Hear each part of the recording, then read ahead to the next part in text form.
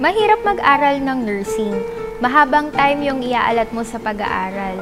Whole day sa school, tapos puyat ka pa sa gabi sa pagre-review. And at the same time, may hospital duty pa on the side. Siyempre, kailangan ko din tumulong sa bahay namin.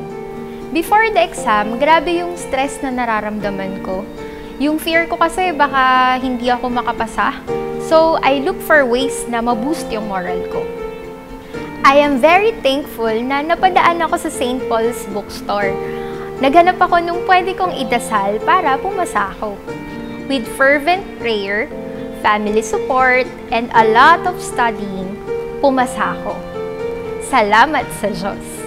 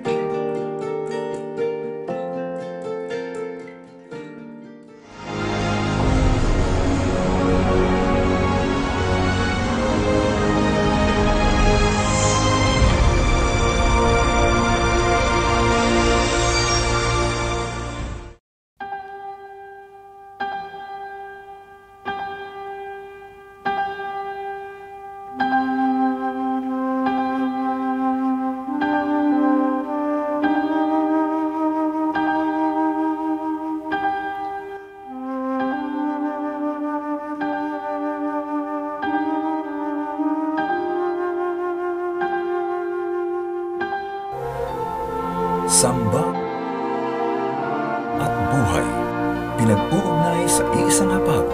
Sambuhay the TV Mass, a pastoral ministry of the priests and brothers of the Society of St. Paul. Isang magandang umaga po sa inyo mga kasambuhay. Ako po si Father Domi Guzman ng Society of St. Paul at sa ngalan po ng mga pari, brothers at seminarista ng atin pong Society of St. Paul at sa ngalan din po ng mga pari at staff ng TV Maria, ang atin pong mission partner mula sa Archdiocese of Manila. Kayo po'y aming tinitipan para po sa ating Sambuhay TV Mass ngayon pong October 5, 2014, 27th Sunday in Ordinary Time. October 5, ngayon po ang unang linggo ng Oktubre. Isipin nyo yan. Siya nga po pala, paalala, ang buwan po ng Oktubre ay buwan ng Santo Rosario.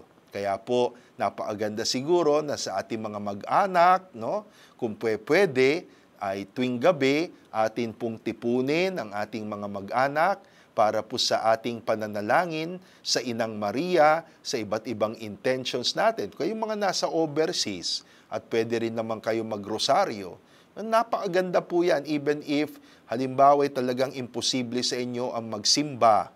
Kasi nga, medyo iba po ang kultura ng inyong bansang kinalalagyan. One way is to intensify po yung atin pong devotion life. At isa pong napakagandang debosyon ay ang Santo Rosario sapagkat ito po ay buod ng mahahalagang mga misteryo sa buhay ng atin pong Panginoong Hesukristo kasama ang Inang Maria. Anyway, tayo po ngayon ay nag-aalay ng ating misa at nais po nating isama sa pag-aalay ang intentions po ng mga may sakit, yung mga elderly, yung iba't ibang mga homebound, tulad po ng mga nurses, doctors, caregivers, yun din pong mga naka-assign sa kanilang mga lugar na napakasensitibo po ang kanilang presensya, tulad po ng mga pulis at kasundaluhan at yung mga nandiyan sa iba't ibang mga piitan. Isama nyo na po yung mga preso ninyo. Let us all pray together. And then, of course, we would like to remember sa atin pong intentions. Ngayon, ang intention ng lahat po ng ating mga Pilipino overseas workers. And gaya po ng ipinangako ko, nais nating basahin ang ilan po sa mga pagbabahagi ng ating mga workers, Office of Overseas Filipino Workers NATO. Una na po rito, ang ipinadalang sharing ni Aurora Reopta. Sabi niya, sana magkaroon daw siya ng inaasam-asam niya na bagong trabaho, bagong promosyon, na ang kanyang pamilyang iniwan ay nasa mabuting kalagayan. And maraming salamat nga pala, Aurora, sa inyong ipinadalang love offering. Gayun din po si Lalaine Santos Juhueta. Yan, no? Sabi niya, thank you, I regularly attend your mass on YouTube since wala po ako sa Pilipinas ngayon, and you have helped me so much. I hope you continue whatever it is you are doing because you are touching lives. Alam niyo po, ang motto ng St. Paul sa Pilipinas ay blessing lives. Not only touching lives, no? Blessing lives. At nawa nga po, itong Sambuhay TV Mass is blessing all of you. Lalo-lalo na kayo pong mga OFWs dyan sa abroad. And then, nais din po nating ipanalangin ang intention ng ayaw magpakilala na kapatid natin na nag-sharing po ng kanyang kalagayan mula sa Dubai. Ayan, pinansyal na pangangailangan. And then, nais din po nating isama, of course, ang sharing ni Romel de Robles, isang OFW na nagtatrabaho diyan sa bansang Angola, sa West Africa. Wow, no? Napakasensitibo yung kalusugan dyan ngayon, ano, sa Africa. Sana maging safe ka, no, kaibigan at kapatid na Romel. And we would like to pray, of course, for your intentions para sa inyong pamilya na naiwan mo sa Pilipinas. Likewise, nais po nating i-note down ang sharing ni Gina Lynn Lipardo de Guzman sa kanyang iba't ibang prayer request para po sa kanyang daughter na magkaroon ng permanent visa sa Qatar, para po sa kanyang husband na nag-a-apply sa isang healthcare company, para po sa kanyang trabaho na nawa, no, ay hindi siya magkaroon din ng problema sa mga taong nakapalibot sa kanya. And then sabi nga niya, na nawa ma-aproban yung kanyang hinihiling na allowance, no? And of course, good health for the family. Yes, we will lift all of this, Gina Lynn, sa Panginoon. Ano? And then, mula naman sa Saudi Arabia, isa din sa ating mga masugid na mga kaisa sa Sambuhay TV Mass, itong si Lino Bernadas, at sabi nga niya, meron daw siyang suggestion. Wow! We welcome that, Lino. Maganda ito. Sabi niya, sana daw sa Pilipinas magkaroon ng katulad na programa ng programa ni Marcus Grodi, Journey Home.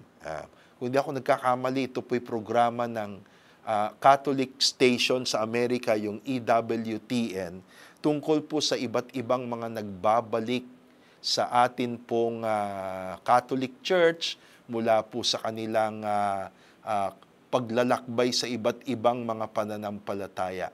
Journey Home, ang tawag po sa programang yan. Sige, pag-uusapan po namin yan Lino, no? And sana nga bigyan tayo ng Panginoon ng pagkakataon na makagawa ng ganitong mga programa. Tinatanong mo pa kung bakit wala tayong TV station dito sa Pilipinas, samantalang sabi niya yung dalawang nagbubungguang relihiyon ay nagkakanya-kanya ng kanilang TV station sa Manila. Alam niyo ho siguro kung ano yung akin tinutukoy na nagbubungguan ng mga daan na talaga namang sa TV pa nagbabakbakan. Well, alam mo, Lino, Sa totoo lang, yan po ay inaasam-asam natin sa Pilipinas. In fact, nung pong isang beses, nagkaroon po ng pagpupulong ang Cardinal Tagle, ang TB Maria, at inanyayahan po ang St. Paul's na maging kasama sa pagpupulong na yan. Pinakita ho kung magkanong aabutin ng isang operational TV studio. Sabi po ng Cardinal, maganda, pero mahal. So, but hindi naman ibig sabihin, hindi na tayo mangangarap, ano? Kaya po natin yan. Siguro, let's pray, no? Let's pray that the Lord will give us the timing, the opportunity, etc., no? Para itong inyong napakaganda suggestion ay mangyari din. And then, of course, mula naman kay Ems Celada, nais niyang ipanalangin natin ang kanyang anak na ngayon ay nasa ICU pa. Si baby Wens Gabriel, ipinanganak July 23, 2014. At sa kanya pong sharing, as of September, nasa ICU pa ang batang ito. Yes, we'd ask the Lord to pray. We pray to the Lord to touch, no, to heal ito pong inyong anak na ito, no? Siyempre po ay sama din natin sa misa natin ngayon, no? Yung pong intentions ng ating mission partners. Si Leslie Masigan, yung Hong family at Enriquez family, diyan po sa Zamboanga, si Tony at Lourdes Chowa at ang kanilang mga anak at ang kanilang dalawang apo, no? Na mahal nila. Si Ed at Norma Arrojado, si George at Noemi Villaruz, si Didith at Joey Jacob, ang kusina ni Kambal, at gayon din po ang intentions ni Corazon Ochoa at Rosita Kauyan mula po dyan sa Hong Kong. Brothers and sisters, sa ika-27 linggong ito ng ating pagdiriwang ng karaniwang panahon, ang magiging tema ng atin pong mga pagbasa ay yung tinatawag po natin na vineyard, ubasan. Yan, no? Sa lumang tipan, ang ubasan ay ginamit pong larawan ng bayan ng Israel na kinalinga, itinanim ng Diyos sa isang pangakong lupa at inaasahan ng Diyos na magbibigay sa kanya ng bunga. Yan po sa lumang tipan, no? Pero yung vineyard, yung figura po ng ubasan o vineyard, ito rin po ay pwede nating makita sa New Testament kung saan ginamit naman ng Panginoong Hesus ang kanya sarili bilang the vine at tayo'y mga branches lamang. So in short, the vineyard can also emphasize, illustrate our church. Yan, our faith, our Christian faith, where all of us ay mga sanga na nakakonekta sa puno na ang atin pong Panginoong Hesukristo. Now, ano ang hinihingi ng Panginoon sa kanyang ubasan? Kung kayo'y may ubasan, di ba? Palagi ko, natural po na ang hinihiling mo ay nawa maging mabunga itong ubasan na yon, magkaroon ka ng magandang returns, no, sa inyong pagpapagod, at mula sa mga ubas na yan ay makakagawa ka siyempre ng quality wine na usong-uso sa Pilipinas ngayon. Sabi nga nila, dito daw po sa Pilipinas, bumaba daw yung sale ng beer kasi mas marami na ang nagwa-wine. Yan. Sosyal na ang Pilipino. Abot na niya yung wine. Pero masarap din naman kasi ang wine. No? So, yan po ang nais ng Panginoon na magkaroon po ng yung ubasan, magkaroon ng magandang yield, magandang pagbubunga, nang sa ganon mapakinabangan ng bunga na yan, maging alak. Yan. Lalo-lalo na kasi sabi po ng Panginoon, ang kanyang itinanim ay choice vine. Talagang pinili, no? Pinili yung tinanim niya na vine. Pinili yan.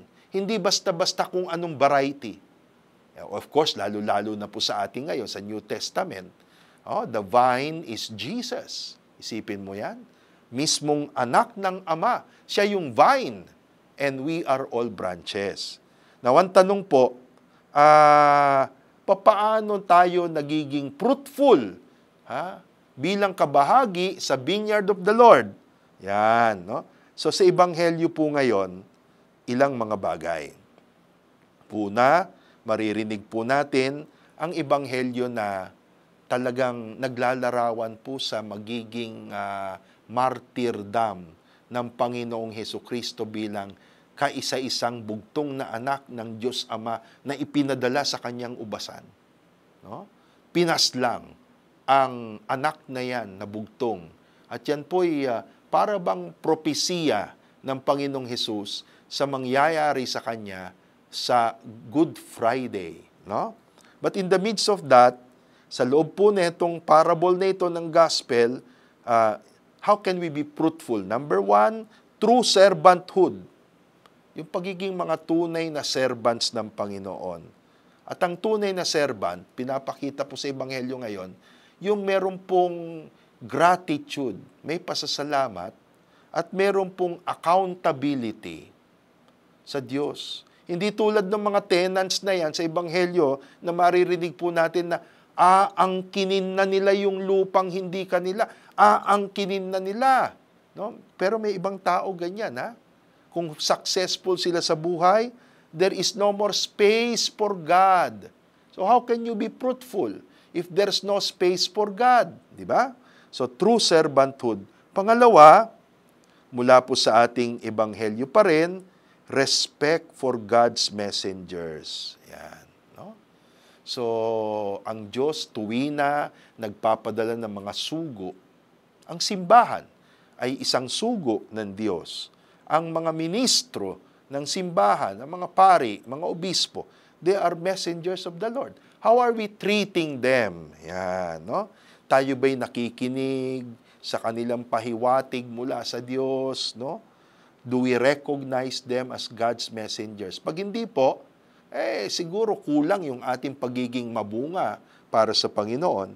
And then, of course, recognizing the role of Jesus Christ. No? Dapat si Jesus ang sentro ng ating pong buhay. And we recognize that, we become more fruitful. No? So, wag po nating gagayahin yung iba na umangat lang, naboto lang. Ang palagi sinasabi na kaya natin to. Hindi natin kailangan ng simbahan. Meron ibang ganyan, bato-bato sa langit, mabukol sana kayo. No? Pero meron ibang ganyan na mag-aasta ng mga government officials na sabi, hindi namin kailangan ng simbahan. Kami may mandate sa tao. At dahil dyan, meron kaming katungkulan na ipasa itong mga batas na ito. Ano pa man ang pinagsasabi ng simbahan. No?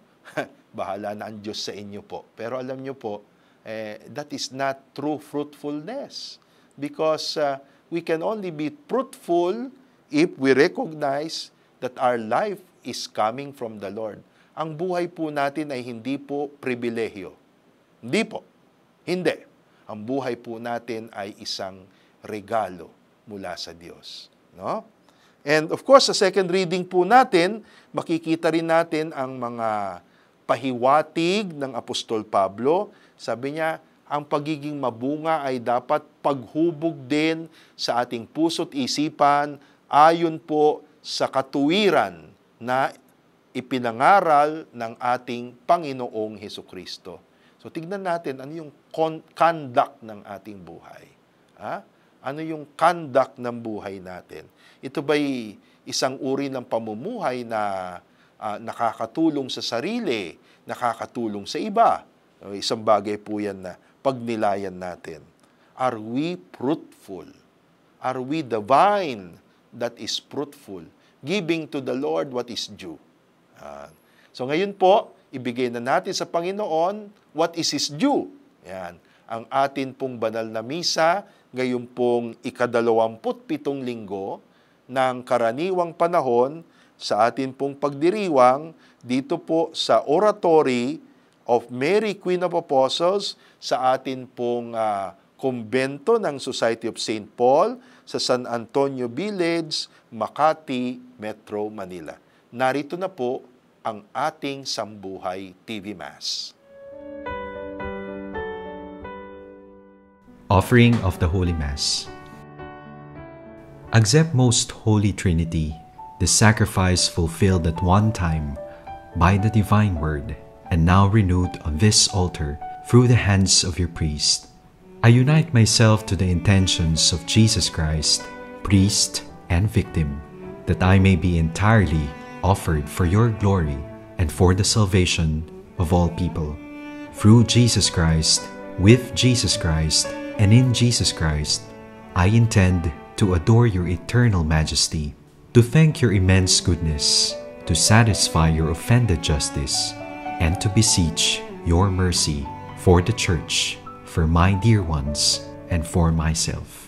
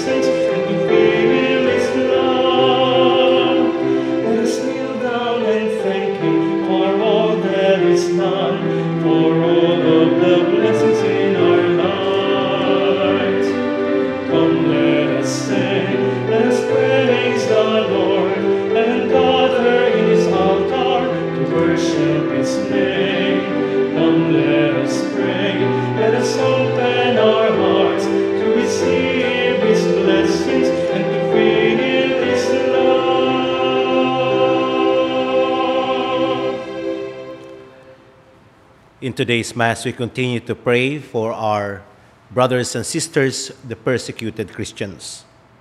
In the name of the Father, and of the Son, and of the Holy Spirit. Amen. The grace of our Lord Jesus Christ, and the love of God, and the fellowship of the Holy Spirit be with you all. And with your spirit. Brothers and sisters, let us now acknowledge our sins, and so prepare ourselves to celebrate the sacred mysteries. Have mercy on us, O Lord. For we have sinned against you. Show us, O Lord, your mercy. And grant us your salvation. May Almighty God have mercy on us, forgive us our sins, and bring us to everlasting life. Amen.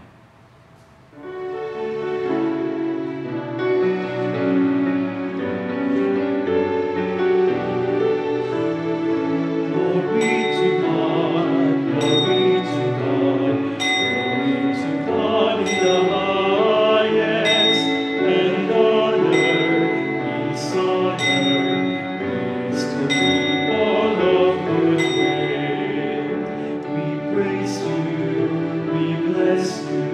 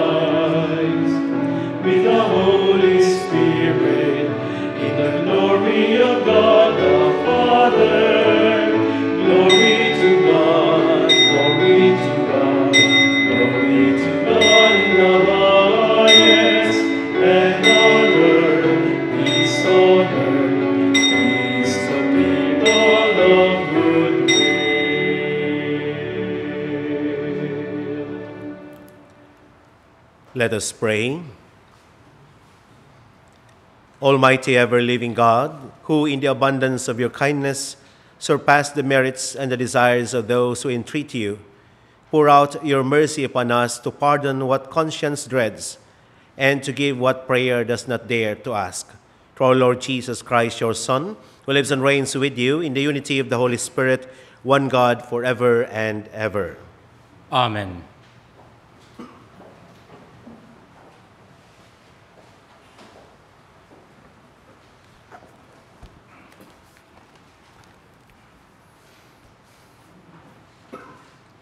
A reading from the book of the prophet Isaiah.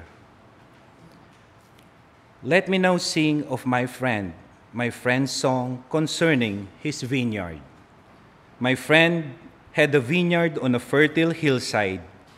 He spaded it, cleared it of stones, and planted the choicest vines.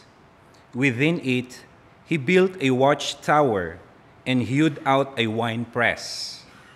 Then he looked for the crop of grapes, but what it yielded was wild grapes. Now, inhabitants of Jerusalem and people of Judah, judge between me and my vineyard. What more was there to do for my vineyard that I had not done? Why, when I looked for the crop of grapes, did it bring forth wild grapes? Now, I will let you know what I mean to do with my vineyard. Take away its hedge, give it to grazing, break through its wall, let it be trampled. Yes, I will make it a ruin. It shall not be pruned or hoed, but overgrown with thorns and briars. I will command the clouds not to send rain upon it. The vineyard of the Lord of hosts is the house of Israel, and the people of Judah are his cherished plant. He looked for judgment, but see bloodshed, for justice, but hark the outcry. The word of the Lord. Thanks be to God. The vineyard of the Lord is the house of Israel. The vineyard of the Lord is the house of Israel. A vine from Egypt you transplanted. You drove away the nations and planted it. It put forth its foliage to the sea. It shoots as far as the river. The vineyard of the Lord is the house of Israel. Why have you broken down its walls, so that every passerby plucks its fruit? The boar from the forest lays it waste, and the beasts of the field feed upon it. The vineyard of the Lord is the house of Israel. Once again, O Lord of hosts, look down from heaven and see. Take care of this vine and protect what your right hand has planted, the Son of Man whom you yourself made strong. The vineyard of the Lord is the house of Israel. Then we will no more withdraw from you. Give us new life, and we will call upon your name. O Lord God of hosts, restore us. If your face shine upon us, then we shall be saved. The vineyard of the Lord is the house of Israel.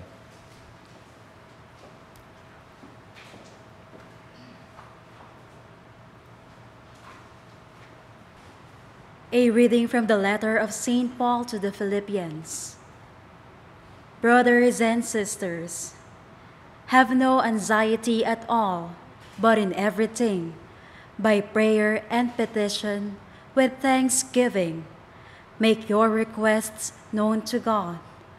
Then the peace of God that surpasses all understanding will guard your hearts and minds in Christ Jesus. Finally, brothers and sisters, whatever is true, whatever is honorable, whatever is just, whatever is pure, whatever is lovely, whatever is gracious, if there is any excellence, and if there is anything worthy of praise, think about these things. Keep on doing what you have learned and received and heard and sin in me. Then the God of peace will be with you. The word of the Lord. Thanks be to God.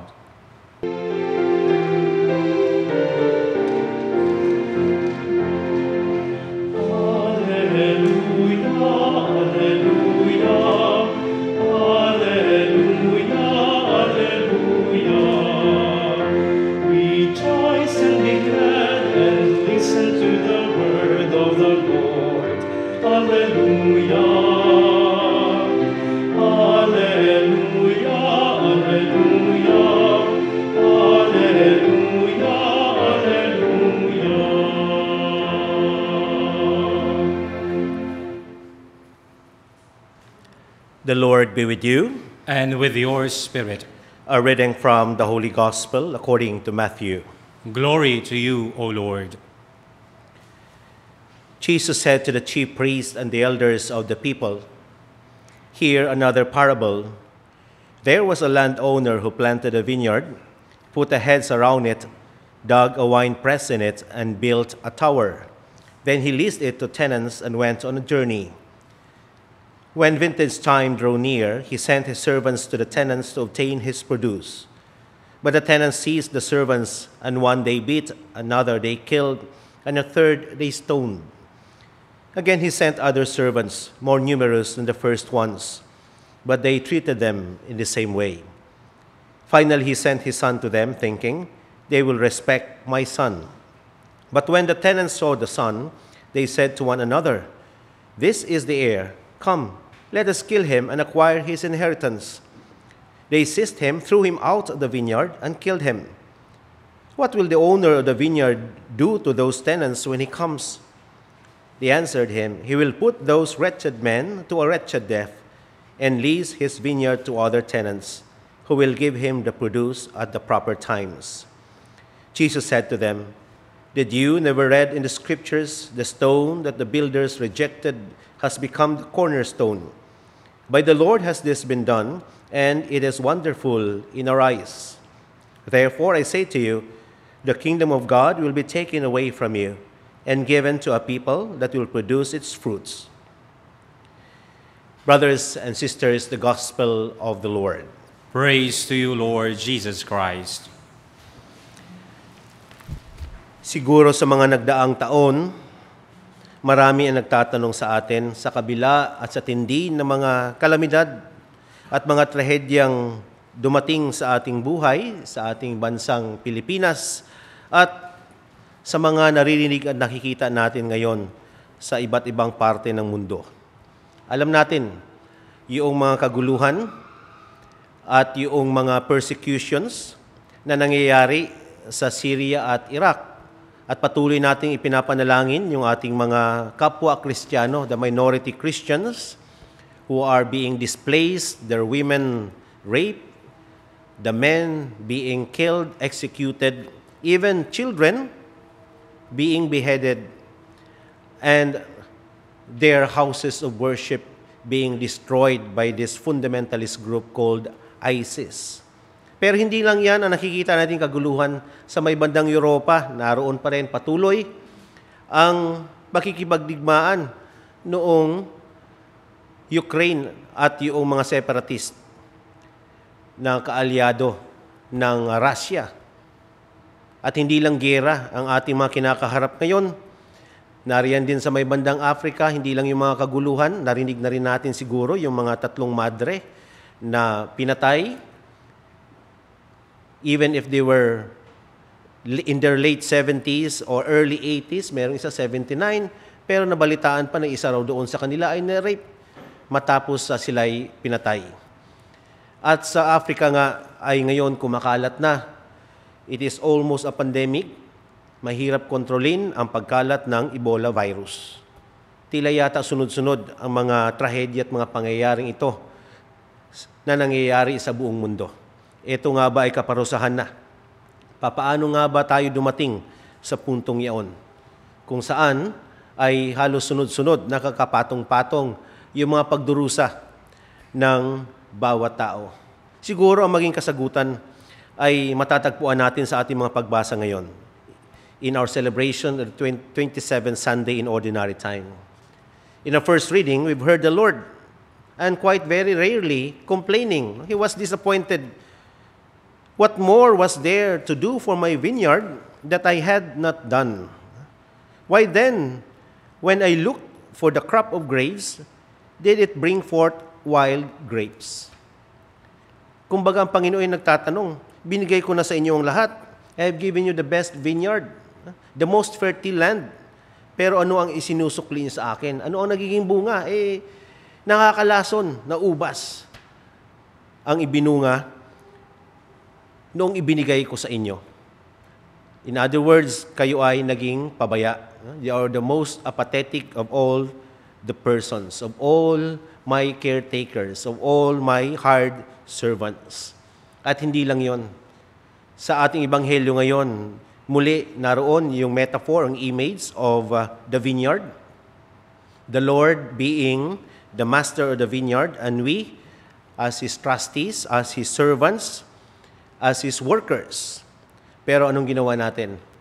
Nung makita natin, nung pinadala ng Panginoon, yung kanyang mga utusan, yung kanyang mga alipin para mangolekta para sa harvest time, ang ginawa ay pinatay, ang iba ay pinagbabato, at nung mismo ang anak na ang pinadala, pinatay din nila para daw sa kanilang pag-aakalang maangkin nila ang lupaing iyon. We have been ungrateful, we have been murderous, we have been violent. What does this tell us? Despite the goodness of God, despite all the good things that God has given each one of us, we have become indifferent. We have not performed to what is expected of us. And we have become ambitious to the extent that we would want to own these similar things for ourselves, to arrogate these things for ourselves. At marahil, yan siguro ang pinakapunot dulo kung bakit nagkakaroon tayo ng ganitong klaseng trahedya sa buhay. Huwag nating sabihin ang Yolanda ay kagagawa ng Diyos. Kaya nga mali, it is a totally wrong and misnomer to say na kapag mayroong mga ganong klaseng trahedya, mga bagyo, sa insurance ang tawag natin ay acts of God. No? Na itinuturo na lamang natin sa Diyos na siya ang gumawa ng mga bagay na ito. Pinaparusahan na tayo. But it is an act of nature in the first place. At bakit nga ba nagkakaganon ang ating kalikasan? Kung tayo yung mga siyentipiko, ang sagot ay climate change. At paano tayo humantong sa climate change? Dahil naging pabaya tayo. We have become irresponsible stewards. Tayo na rin ang siyang nagpuputol ng ating mga puno sa bukid. Tayo na rin ang nagkakalat ng mga basura para mas lalong magkaroon ng mga tinatawag nating ozone depletion. So in other words, ito na rin ay man-made. We have brought upon ourselves these things, and we should not blame God for it because we have not been good stewards. We have become greedy. Sabi nga ni Mahatma Gandhi, there is more than enough for every man's need, but nothing can truly satisfy every man's greed. Ang kasakiman daw ay walang hangganan. Laging ikay gustong umangkin. But it reminds me an ancient Jewish Talmud, which says that when we were born, we had our hands clenched. But when we die, we had our hands wide open. That when we were born, when we were younger, naturally we would want to possess things. Gusto nating maangkin ng mga bagay-bagay. Natural yan. But the sad irony is, when we die, we had our hands wide open. Kapag tayo namamatay, lahat ng ating mga palad ay nakabukas. Ibig sabihin, there is nothing that we can bring. All of this, possessions, these things would elude our grasp. Meron pang isang feature na di ako sigurado kung yun ba ay feature ng National Geographic o History Channel, but it is about the billionaires. At sabi roon, sa kabila ng limpak na pera ng mga taong ito at ilang pamilya, nagtatanong itong narrator kung paano nila mauubos ito. Sa kabila ng ilang pamilya lamang ang nagkakaroon ng ganitong kayamanan at ang karamihan ay nagugutom at walang kinakain, at walang iniinom, walang maayos na tahanan, bakit nagkaroon ng unequitable distribution of resources? Yung pangang isang bilyonaryo, kinumpute nila, it will take another 300 years for this man to be able to consume his wealth. Even if he will have to spend millions of dollars a day. No? Isipin mo, kahit milyon-milyon na dolyar bawat araw ang kanyang gagastusin, hindi niya mauubos in 300 years. Pero, marami ang nagugutom, marami ang walang kinakain, marami ang walang tahanan. Ito yung mga praktikal na bagay na nakikita natin sa ating paligid. Pero kaya siguro tayo nagkaganoon, ang trahedya, ang mga problema sa buhay dahil na rin sa ating kapabayaan. If there are two things that we need to do away with, my dear brothers and sisters, is that first, the sin of indifference is the greatest sin. Yung pagiging manhid sa pangailangan ng ating kapwa. Na ang pinakamabigat na kasalanan ay yung ikay na bagamat nakakita, nagbulag-bulagan, nakakarinig na bingi-bingian, nakapagsalita at tamimi naman sa gitna ng katiwalian, malakas, matipuno ang katawan, hindi maibuka ang mga palad, hindi mailakad ang mga paa para tumulong sa kapwa na nangailangan. Pangalawa, it is the false sense of self-entitlement na taliwas doon sa ipinagkatiwala sa atin ng Diyos. We need to remember that we are just but economos. Even if we are the apex of God's creation, when God said, go and multiply, it is a commandment of stewardship. Not in order to abuse your power, not in order to enrich yourself, but in order to be the responsible caretaker of God's resources. To be able to make sure that everything is sustainable for the God's greater glory. False sense of self-entitlement. Sa buong pag-aakala natin tayo ang may-ari ng mga bagay nito. But God owns everything. Kaya dyan din pumapasok sa politika yung tinatawag nating dynasty. Ilan lang ba ang tao po pwede natin sabihin ang mamuno sa atin? Yun ang pagkakakala ng iba. Pero tandaan natin, marami ang maaaring makapaglingkod, magiging pinuno natin na tunay na makapagsilbi sa bayan at sa Diyos. In the end, my dear brothers and sisters, one thing that we need to realize and we should be afraid of is that there will be a moment of final reckoning. As the image of the vineyard suggests, there will be a final harvest. At tayo ay huhusgahan kung paano tayo naging tunay na mga tagapagkatiwala ng Panginoon. How we have become truly fruitful and how we have truly served God and His people by being merciful, generous, especially to our needy brothers and sisters. So we will now stand and with firm conviction profess our faith. I believe in one God, the Father Almighty, maker of heaven and earth, of all things visible and invisible.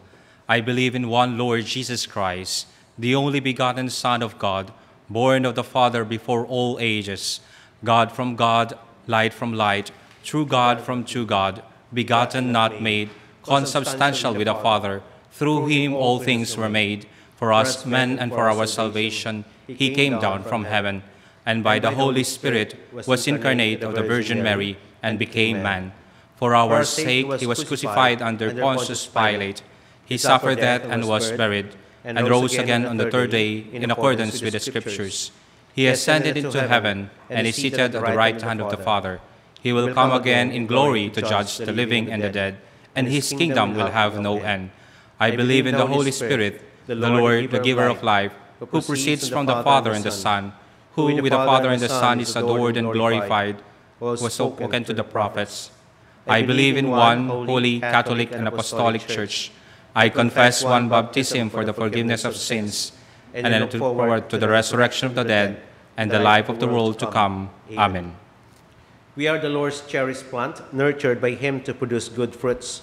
Let us pray that we may lead fruitful lives so that people may see our good acts and glorify our Heavenly Father. Full of trust, we pray, Lord, guide us into the way of peace.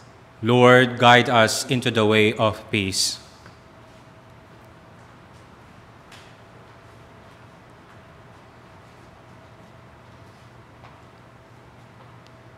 that Christians everywhere may always remember their dignity as the Lord's cherished land, his special possession, and strive to render him fruits of goodness and justice, we pray. Lord, guide us into the way of peace.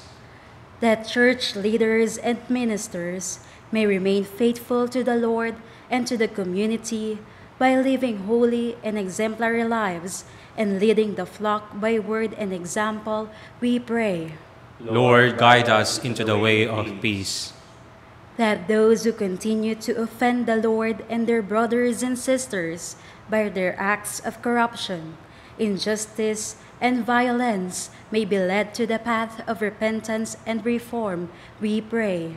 Lord, guide us into the way of peace. That the Lord may protect the poor and the weak, restore the sick and comfort the suffering, and welcome into his kingdom the faithful departed, we pray. Lord, guide us into the way of peace. That we who are gathered here may not seek what the world proposes, but pursue whatever is true, honorable, just, pure, and excellent, we pray. Lord, guide us into the way of peace. Fill us with your Spirit, Lord, so that we may overcome our weaknesses and offer you lives of faithfulness and service in the name of Jesus our Lord. Amen.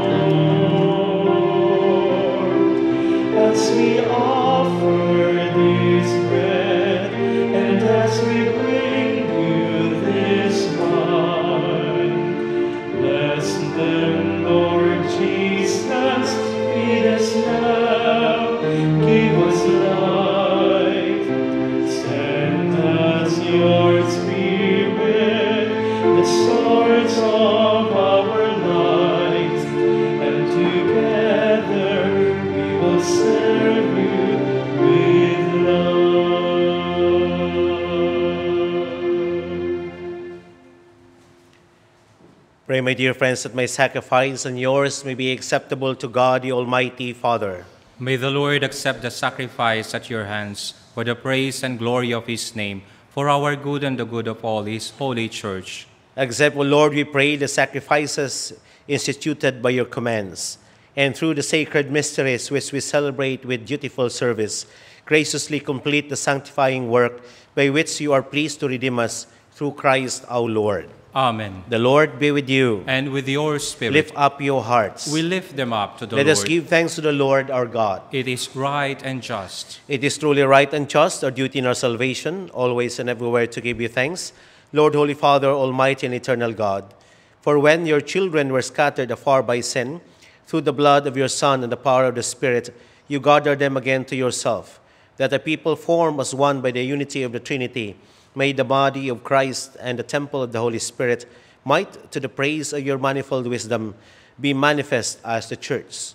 And so in company with the choirs of angels, we praise you, and with joy we proclaim.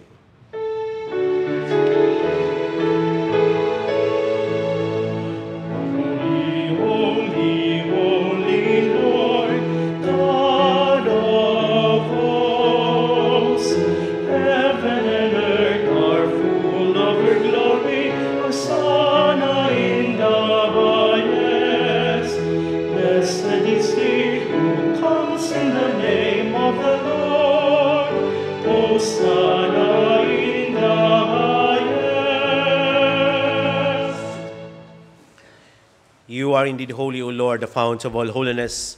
Make holy therefore these gifts, we pray, by sending down your Spirit upon them like the dew fall, so that they may become for us the body and blood of our Lord Jesus Christ. At the time he was betrayed and entered willingly into his passion, he took bread and giving thanks, broke it, gave it to his disciples, saying, "Take this, all of you, and eat of it, for this is my body, which will be given up for you."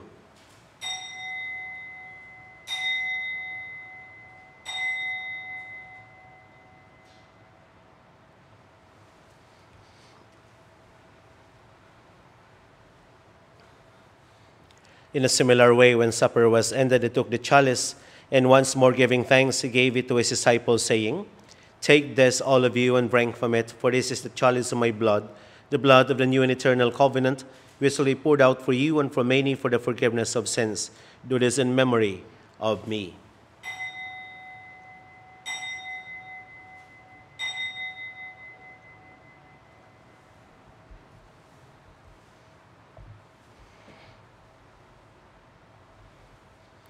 The mystery of faith. When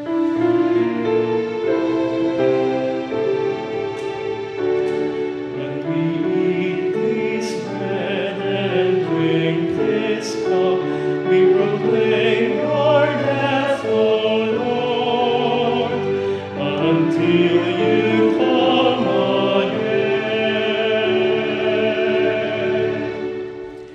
Therefore, as we celebrate the memorial of his death and resurrection, we offer you, Lord, the bread of life and the chalice of salvation, giving thanks that you have held us worthy to be in your presence and minister to you.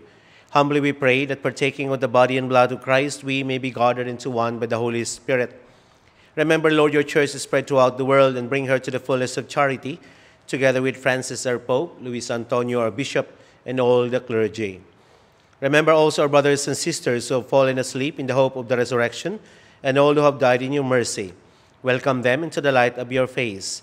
Have mercy on us all, we pray, that with the Blessed Virgin Mary, Mother of God, with blessed Joseph, her spouse, with the blessed apostles, and all the saints who have pleased you throughout the ages, we may merit to be co-heirs to eternal life, and may praise and glorify you through your Son, Jesus Christ.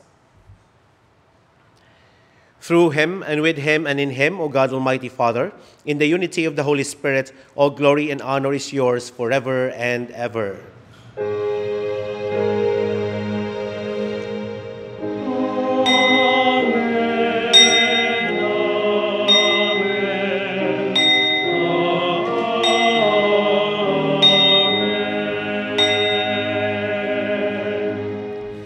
Jesus taught us to call God Abba, or Father, or Itay, and so we have the courage to say,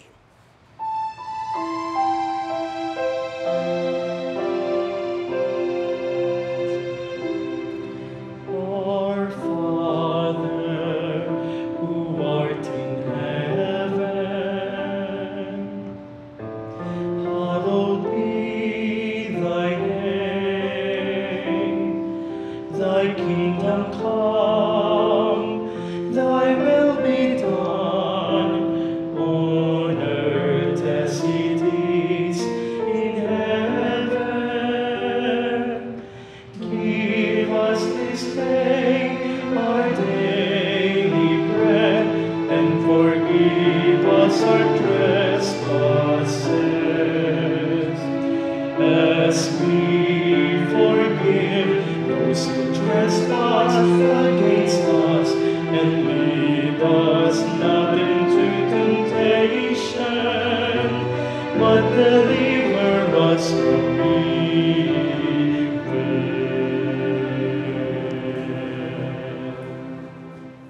Deliver us, Lord, we pray, from every evil. Graciously grant peace in our days, that by the help of your mercy we may be always free from sin and safe from all distress, as we await the blessed hope and the coming of our Savior, Jesus Christ. For the kingdom, the power, and the glory are yours, now and forever. Lord Jesus Christ, who said to your apostles, "Peace I leave you, my peace I give you," look not on our sins, but on the faith of your church, and graciously grant her peace and unity in accordance with your will, who live and reign forever and ever. Amen. The peace of the Lord be with you always. And with your spirit. Now let us offer to one another the sign of peace. Peace be with you. Peace be with you.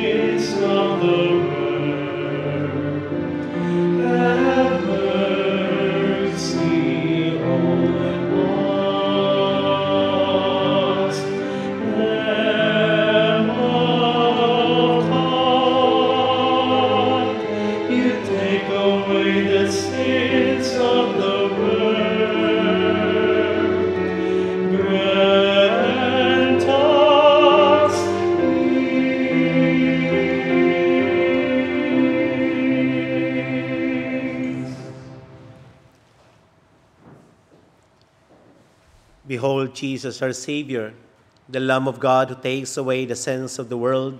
Happy are we who are invited to the supper of the Lamb.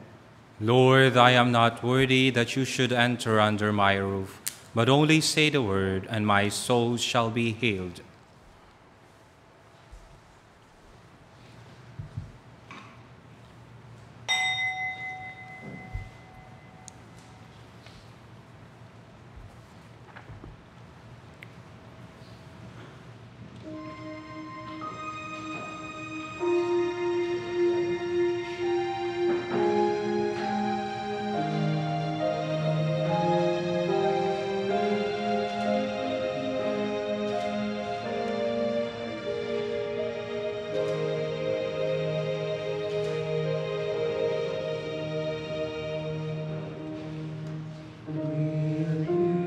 Prayer during communion. For those who cannot receive communion, join us in praying the spiritual communion. Jesus, Master, you assure me, I am the life. Whoever eats my flesh and drinks my blood will have eternal life. In baptism and in the sacrament of reconciliation, you have communicated to me this life of yours. Now you nourish it by making yourself my food. Take my heart, detach it from the vain things of the world. With all my heart, I love you above all things, because you are infinite good and eternal happiness. Amen. Prayer of Overseas Workers. Saint Michael the Archangel, I am about to leave my family, and the physical and emotional distance affect me. The physical distance means I will be living in a totally different culture where everything will be new. The emotional distance implies that no longer will I be able to embrace my loved ones when I want to. You have done special mission for God, and you did it confidently, trusting that everything will be all right, because our Creator has everything in His hands. Share with me the same faith.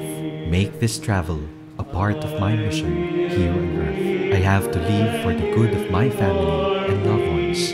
I have to leave to do God's will. While I am away from them, protect them from dangers.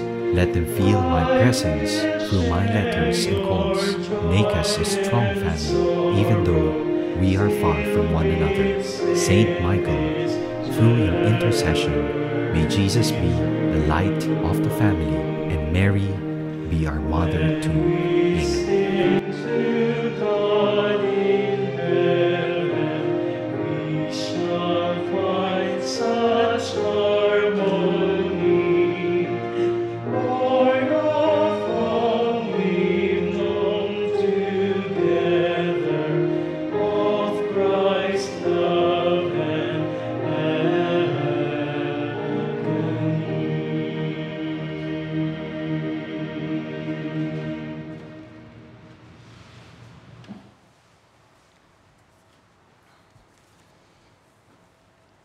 Let us pray. Grant us, Almighty God, that we may be refreshed and nourished by the sacrament which we have received, so as to be transformed into what we consume, through Christ our Lord. Amen. The Lord be with you. And with your spirit. Bow your heads and pray for God's blessing. Look, O Lord, in the prayers of your family, and grant them the assistance they humbly implore, so that, strengthened by the help they need, they may persevere in confessing your name through Christ our Lord. Amen. And may Almighty God bless you, the Father, and the Son, and the Holy Spirit. Amen. Our celebration is ended. Let us go in the peace and love of Christ. Thanks be to God.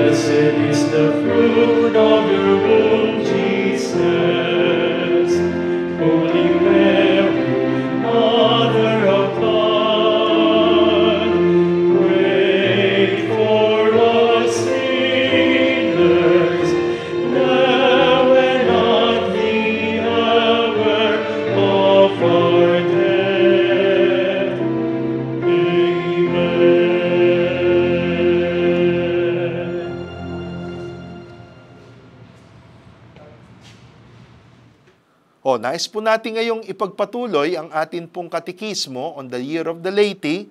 At yung nga po, di ba, tinatahak natin yung chapter 5 ng Christi Fidelis Laici, kung saan talagang nagbigay po ng isang napakagandang teaching ang Panginoon sa pamamagitan ni Pope John Paul II. No? At si Pope John Paul II nagsulat na itong Christi Fidelis Laici to tell us about the mission, the vocation of the laity. Nandun po tayo sa aspeto ng formation. Sabi po na Santo Papa, kung ang laity ay magiging totoong workers of the vineyard, yan, mga aktibong miyembro ng simbahan, kailangan din ng formation. Formation in various ways. Yan po, no? Pero sa formation na ito, ilang mga bagay sa paragraph 60 ang binibigyan din na gusto po nating i-discuss ngayon. Anong mga bagay na ito? First, unity of life. Yan. Kailangan natin yung unity of life na yan. Ano? Pag tayo po ay talagang huhubugin, mahalaga yung buhay natin, mapag-uugnay-ugnay natin, mabubuo natin. Isang buong buhay. Unity of life. Pangalawa, participation in the liturgy. Yan. Hinuhubog po tayo sa atin pong pagdiriwang sa loob ng simbahan sa iba't ibang mga sakramento at liturhiya ng simbahan. Ang selebrasyon sa simbahan po ay isang instruction. Kung titignan natin, uunawain natin kung anong ibig sabihin ng mga ginagawa sa loob ng simbahan, it is really a formation, no? Bawat aksyon, gesture, salita na ginagamit sa liturgy, meron pong kahulugan yan. Then, properly fulfilling our secular duties in ordinary conditions of life. Totoo po. So, while you practice yung inyong daily life, sabi nga natin sa labas practice makes perfect. Yan. So, pag pinapractice mo kung paano maging Kristiyano, at the same time lawyer ka, ayan, you try to be faithful to your secular duty, then you are being formed also. Another important point about the formation of the laity, sabi dito ni John Paul II, kailangan din po yung systematic catechism. Yan, totoo po yan. No? Marami po sa ating ngayon, hindi natin alam kumisan kung ano yung mga talagang turo ng simbahan, ano yung posisyon ng simbahan sa iba't ibang usapin. Mahalaga po yung katekismo. Ever-increasing urgency of doctrinal formation among the laity. No? Hindi po natin yan pwedeng i-shortcut. Yan po'y mangyayari lang kung tayo nagbabasa, nakikinig, dumadalo sa iba't ibang mga seminar na ibinibigay po ng ating simbahan. Another is more exact knowledge on the church social doctrine. O yan, maliban po sa doktrina ng pananampalataya, mga sakramento, meron tinatawag po ang simbahan na social doctrine. Katuruan tungkol sa lipunan. At maganda pong pag-aralan yan. Meron pong inilimbag na libro about that, no? The Catholic Church's social teachings, no? Maganda pong pag-aralan yan. Ito po'y tungkol sa labor, tungkol sa medisina, iba't ibang aspeto ng buhay laiko rin, no? And then another, sabi po dito, para do sa mga nasa politika, the purpose in political matters. At sabi dito, it's not enough to exhort them. But, dapat itong mga nasa politika, ma-form din, no? Mabuo, mahubog. Hindi lamang po sa social teaching ng simbahan, kung hindi, mabigyan ng directive tungkol po sa iba't ibang instruction ng simbahan about politics, political life. No? Ano yung ibig sabihin ng political life? Ano yung pwedeng idulot nitong maganda? At ano din yung pwedeng idulot nito na bulok? No? Cultivation of human values. No? Bahagi po yan ng formation ng laiko. Before you are a Christian, you are human. So the more human you are, the more Christian you are. Human values. Tulad ng justice, honesty, sincerity, courtesy. Ang ganda doon, ano? You do not have to be a Christian to have that. Yan po'y bahagi ng human values. At bahagi dapat yan ng formation ng laiko. And then, of course, sa end ng paragraph na ito, paragraph 60, sabi po ni John Paul II, kailangan din yung interiority of life, prayer life in short, no? Guided by the Holy Spirit. Kasi totoo po yan. No?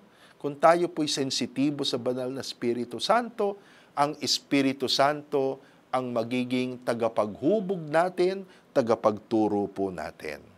O sa susunod na linggo, itutuloy po natin ang chapter 5 na ito ng Christi Fidelis Laici. In the meantime, ilang mga bagay po bilang mga mission partners po namin.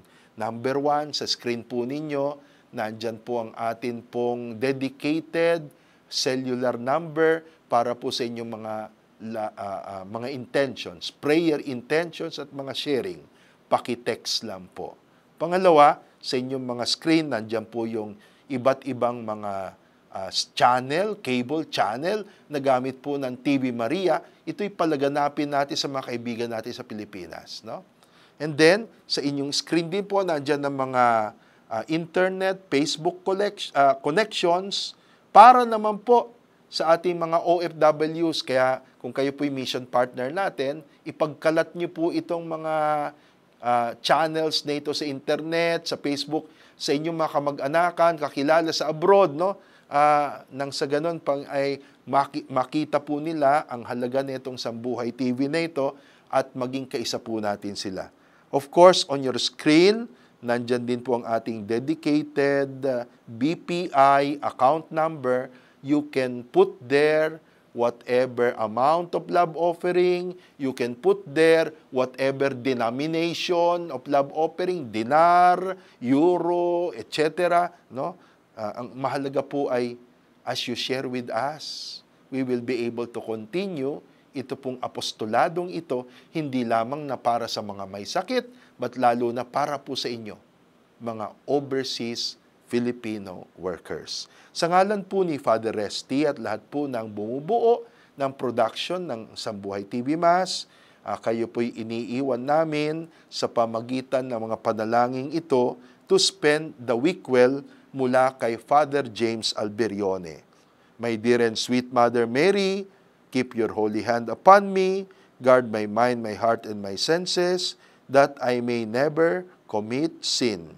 Sanctify my thoughts, affections, words, and actions, that I may please you and Jesus my God.